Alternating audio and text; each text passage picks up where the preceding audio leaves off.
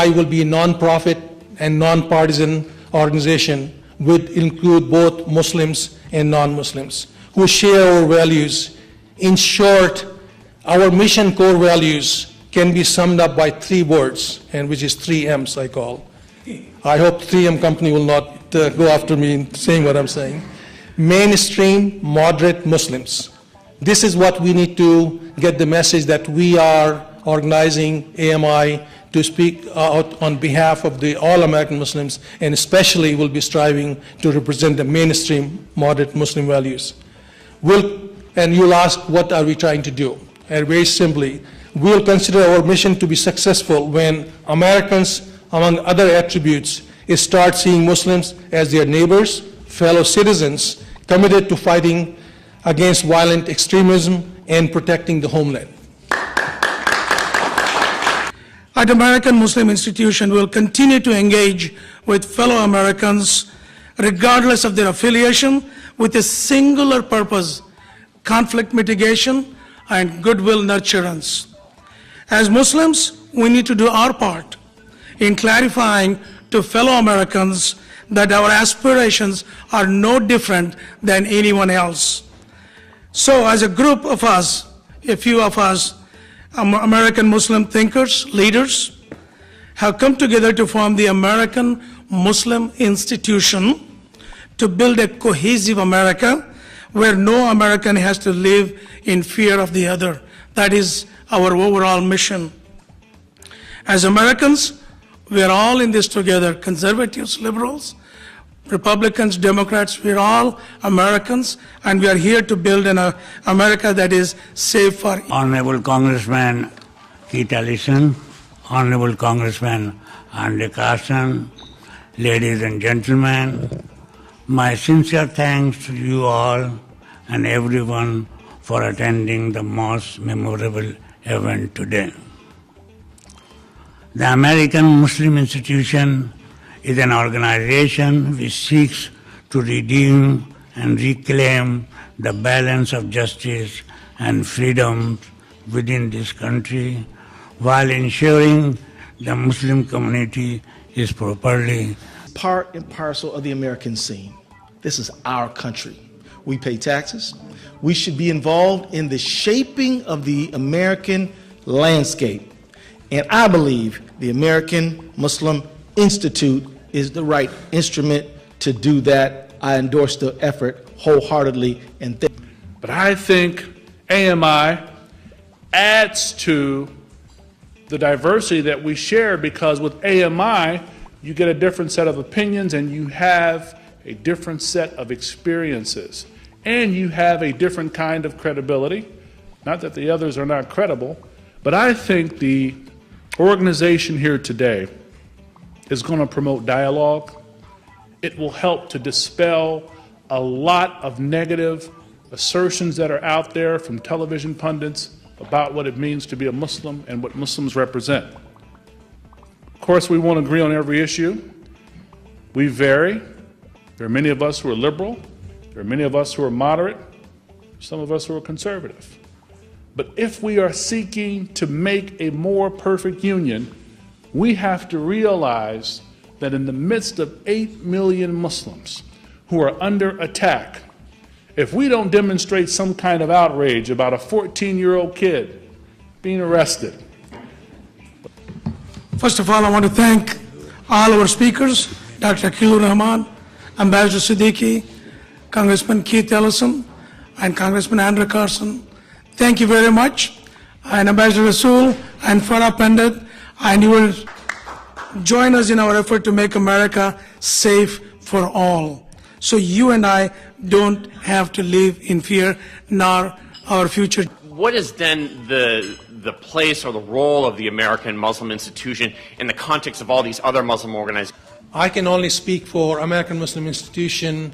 We want to focus on primarily on American issues which are affecting American Muslims and other values. We have enough to work with American issues, and American Muslims will stay focused with them. And for the first time, having a Muslim organization who is much like AIPAC and starts to walk the halls of Congress is there in their face every day, and raising, as this nice woman said, a lot of money, because that's what it's going to take. But I think if you could, and I know what the other organizations are doing, there's a real need for sort of an AIPAC type organization. When the ISIS started harassing the Yazidis and Christians, we wrote an appeal to mosques around, it was last September, to pray for the Christians and the Yazidis and the Shia Muslims, and many, many mosques have taken that up and did it. So the issue is really, if we ask the imams, more than likely they will do it. It is that we have not asked. When we start asking, things will start changing. Moderate Muslims. Thank you. It's a good question. A moderate Muslim is somebody like moderate American, moderate Jewish, moderate Christians who want to get along with everyone, live and let live. These are the ideals of a moderate individual, no matter what it is. Again, to quote Prophet Muhammad, we are supposed to be moderate, not go to the extremity of spirituality or extremity of materialism. Somewhere in between, God has given us a life to live and enjoy, as well as think about doing good to the human beings, our fellow mankind. Is that organization transparent in terms of where they get their funding, and what's their vision? What are the things that they're going to work on? So when I asked the question about how you're set up, and you answered, I'm a 501c3, you're a nonprofit American organization, and that you're only getting money from American philanthropic donors. That's a really powerful thing to be able to say. You're looking at solving needs here in our country, whether they have to do with extremism, or they have to do with bigotry, or they have to do with building bridges.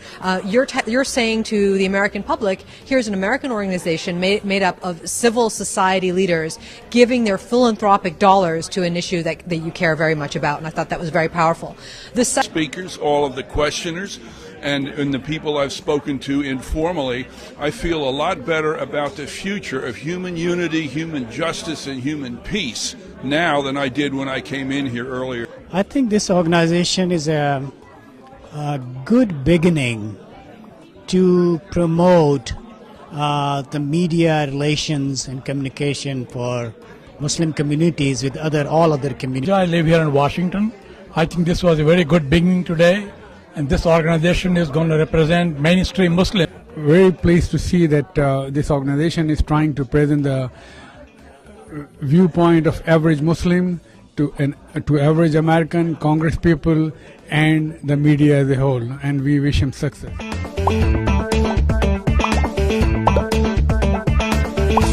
And say, hey you, ISIS, we're coming to get you. Stuart, thanks for suggesting that. I will take the lead. We will get this sign made, and we will do it right here in... Ours is back today, and congratulations, sir, because you did what we suggested, and I think you're a brave guy. Congratulations, sir. Thank you. Your goading did it. I'm sure I'm very proud what you suggested. You goaded me to do it, and we did it. And thank you, Stuart, and thanks to Jenny Lubert for giving the PSAs and the support that you gave us. Look, I think you're a brave guy, and I think a lot of people are intimidated when it comes to doing what you did. God, so many people showed up. It is, Stuart, American Muslims are afraid to do demonstrations. They hear, don't rock the boat, don't mess what is good. As a result, most of them are not bold enough to do it. And I think we were bold enough to take this step. And right behind us, there were 3 other groups did it. And you will see a momentum gaining. And you're responsible for this good momentum to create an America where all of us can live together in harmony, and also send a clear message to those terrorists, Al-Qaeda, ISIS, and all those terrorists that we don't like them, we don't want them, we want them done with. You're getting me kind of worried here when you look into the camera and say you're responsible. You know, Mike, be careful here, you know, be careful. I mean, after you did what you did, after you were out there with your sign, do you get threats? People going after you?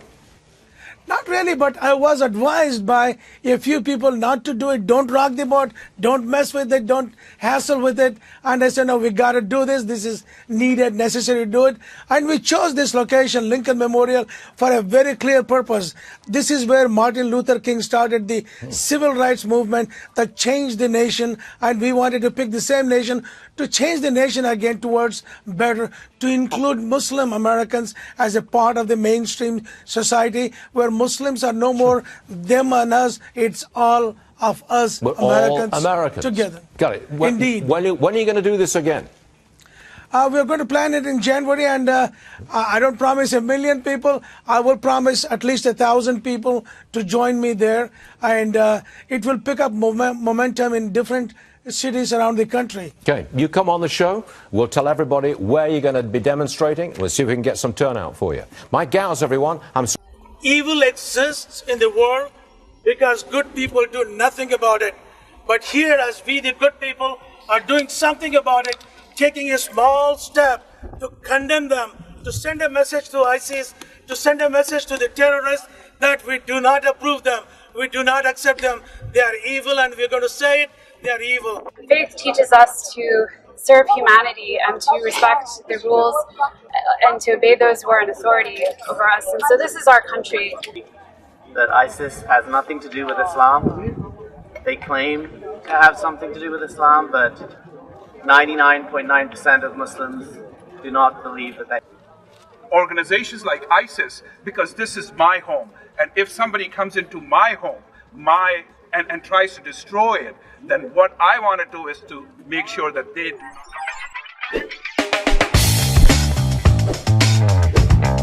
Terror attacks in Paris. Pastor Robert Jeffress from First Baptist Dallas denounced Islam, calling it an evil and false religion. Now, this isn't the first time he's made headlines for fiery rhetoric, and that's why one of his critics calls him bad for Dallas.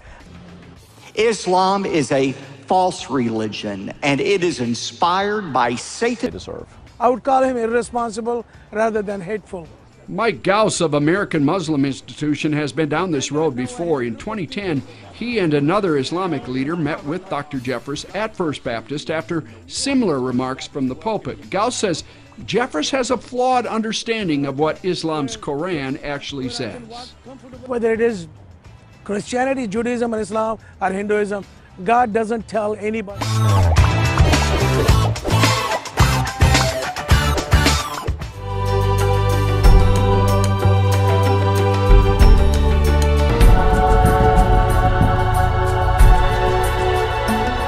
Thank you very much, and you have been a part of this big history. First time it has happened under the steps of Lincoln Memorial.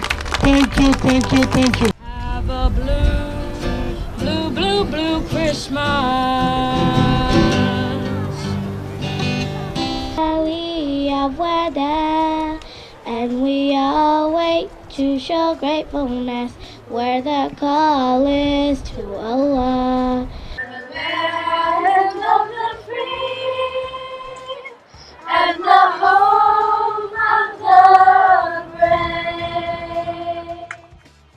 Salam, shalom, peace, namaste, sat sri akal, Allah abo, and Jai Janendra. Jai Janendra. Hamzor Hama Ashobed.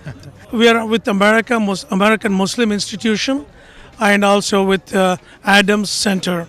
And the significance of this event is Muslims and Christians form about half of the world population. And it puts an obligation on us to create a better world for all of us. And it is our responsibility. And this is the beginning where we can celebrate. It's a blessing. It's an auspicious occasion that Prophet Muhammad, peace be upon him, his birthday and Jesus' birthday have fallen at the same time. And what better time to start an event like this, where people can come together and celebrate their birthdays. These two men, Jesus and Muhammad, have done so much to the world to create a better world for us. And this is an auspicious occasion, and that's what we are doing. And that is the significance of the event. We made history at the footsteps of the Lincoln Memorial. It's never happened before. This is the first time. And inshallah, God willing, there is more to come, more to do. And we, as people...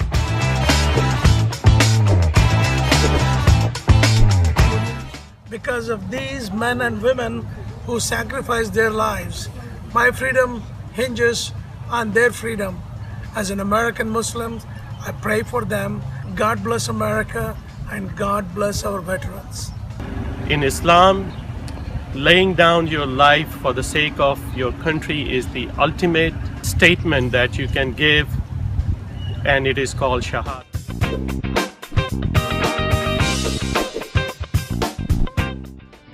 Hi, Assalamu alaikum. This is Mike Gauss with American Muslim Institution. I'm here to share who we are, what we are about.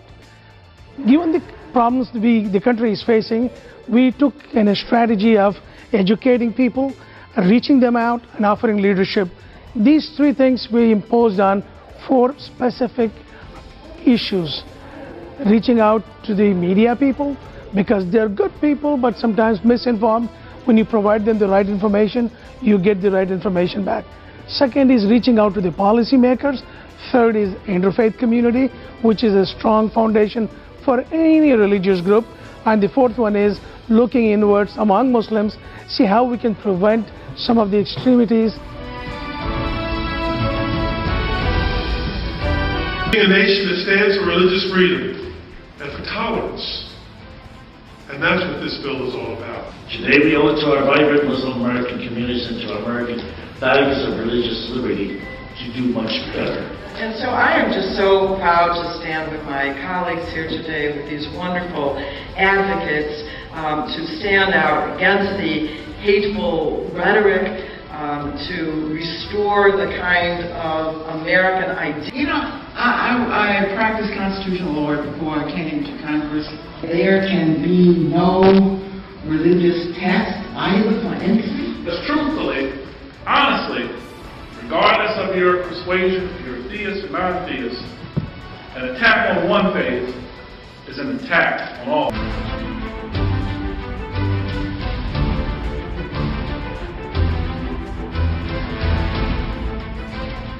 If there's ever an opportunity to try to do the right thing, we should seize it. As a Muslim pluralist, this is a dream come true. We are all committed to building a cohesive America where no American has to live in apprehension of the other. And your bill just suits that. Well, that's what we want. I mean, we become strong. The more diverse we are and the more we work together. Indeed. Yeah. Anything I can do, I'll be happy to do that. Thank you. I'm committed to a strong America, safe and secure for every American. For everyone. And thank you about this bill. What does it mean to you? I will be sure to tell everyone about this, use my own social media networks and talk to friends and colleagues and tell them this is an important time to stand up for what's right, for justice, and to push back against bigotry. I feel excited. It is just such a good news for not only Muslims, but for all Americans. We're looking to build a cohesive America where no American has to live in apprehension or fear of the other. This bill, Freedom of Religion Bill, that Congressman Beyer introduced today, supports and strengthens that idea that there should not be any litmus test based on religion.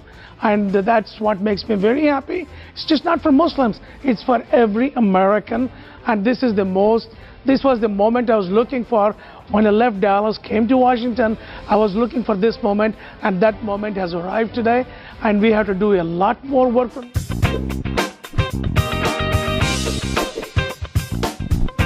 We cannot let suspicion tear us apart.